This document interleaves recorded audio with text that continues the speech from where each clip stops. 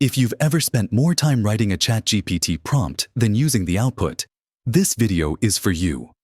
I'm going to show you how to get clearer, more useful results by removing instructions instead of adding them. No frameworks, just a practical way to stop wasting time and start getting outputs you can actually use. Most people overprompt because of frustration. You ask for something simple and get back something generic.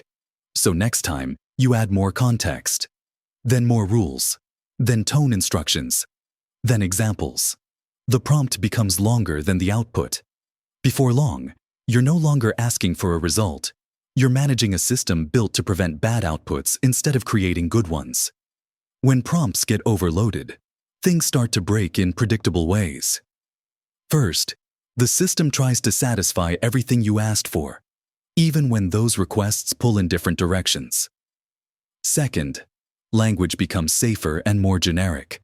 Specificity drops because the output is avoiding constraint violations. Third, usefulness becomes harder to evaluate.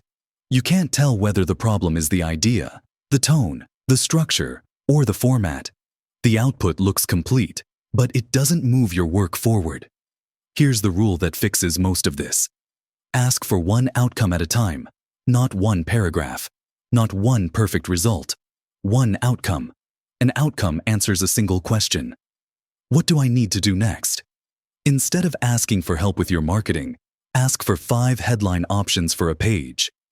Instead of asking to improve your writing, ask to make a paragraph clearer. When you ask for one outcome, the result becomes easier to judge, easier to refine, and easier to build on. An overprompted request often tries to control tone, length, style, audience psychology, SEO, and structure all at once. An outcome-focused version strips that down and asks a simpler question: what do I need next?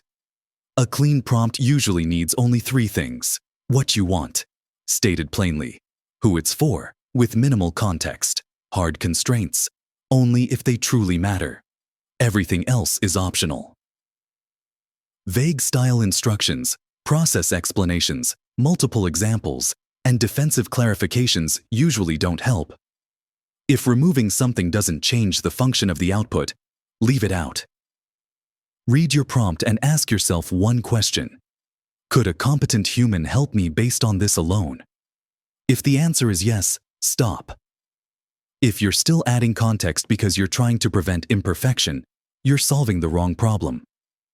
Before your next ChatGPT prompt, cut it in half.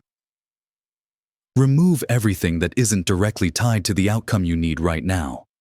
That's how you stop overprompting and start using ChatGPT as a tool instead of a task.